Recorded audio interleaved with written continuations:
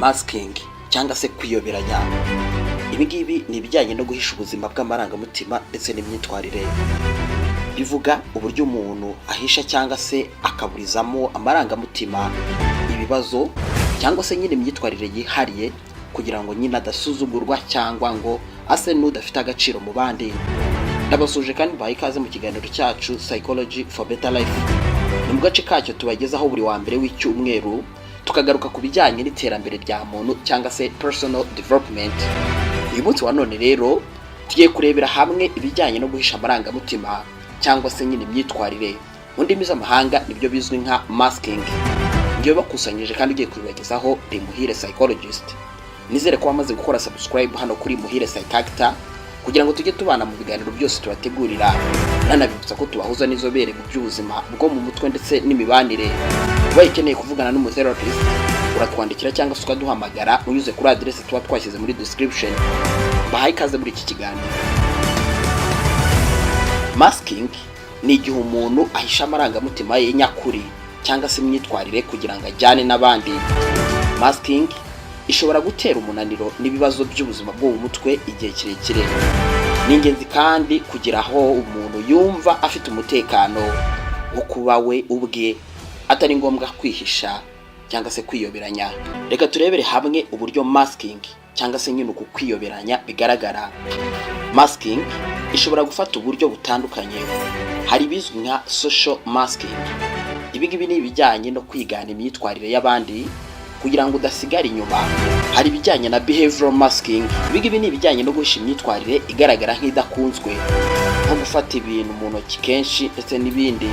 Hari ibizwi kandi nka compensation, ibijyanye no gushyiraho imbaraga nyinshi ku kintu runaka kugira ngo nyine bigaragarire abandi ko nta kibazo ufite.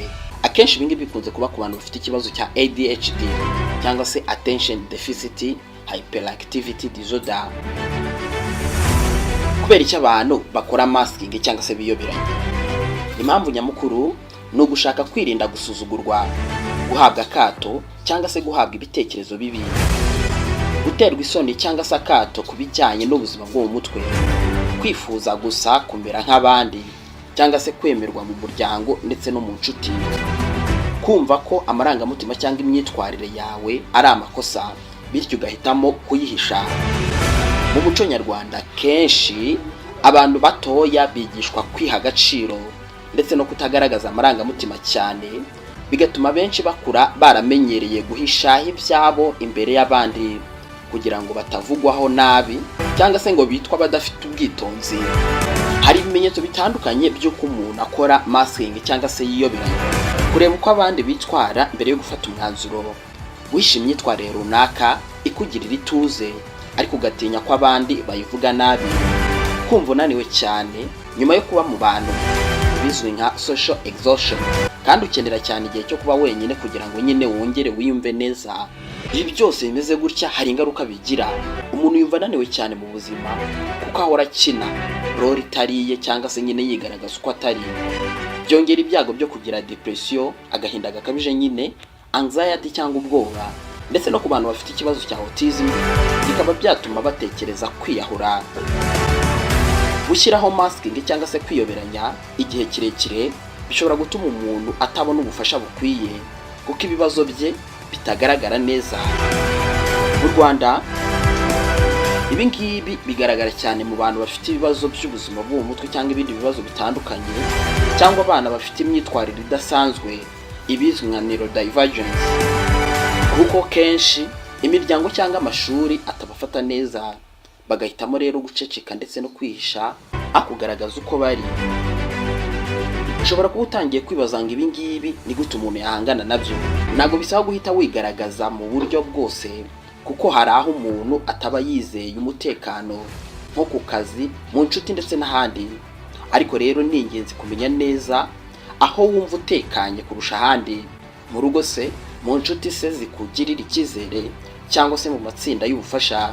Kugira ngo rero ugerageze kuba wowe nyakuri, ni ngombwa ngo urebe ahantu ubona umutekano cyane kurusha ahandi. Gushaka aho wumva ushobora gutuza bitabaye ngombwa ko wiyoberanya bishobora kugufasha kongera kwiyumvamo imbaraga ndetse no kugabanya umunaniro wo kwihisha. Gana ku musozo w'iki kiganiro, masking cyangwa se bitwise kwiyoberanya ni uburyo bwo kwihisha kugira ngo twemerwe cyangwa se nyine tudacibwa intege, ariko burya bishobora kudusiga twumva turi kure cyane yacu ubwacu. Umuco nyarwanda aho abantu benshi bigishwa gufata ibintu mu mutima wabo, kwinyangamugayo ndetse n'ibindi, ni ingenzi gushaka ahantu hizewe ho kuvuga ndetse no kugaragaza amarangamutima yawe, haba mu muryango, inshuti cyangwa se nyine kwa muganga mu by'ubuzima bwo mu mutwe igihe handi byagoranye. Ahangaha nsoreje iki kiganiro. Niba wagikunze ukore like, hanyuma unakore subscribe niba utarayikora, kugira ngo tujye tubana mu biganiro byacu bya buri munsi. Uyu munsi tukibagezaho buri wa mbere tukagaruka ku bijyanye n'iterambere rya muntu cyangwa se personal development. Nanakubutsa ko tubahuza n'inzobere mu by'ubuzima bwo mu mutwe cyangwa se imibanire muri rusange. Nyine ubaye ukeneye kuvugana n'umutherapist, uratwandikira cyangwa se ukaduhamagara unyuze kuri adresse twashyize muri description. Ikiganiro cyacu cyo nakagaruka, njye nari Muhire psychologist, naho ubutaha mu kindi kiganiro.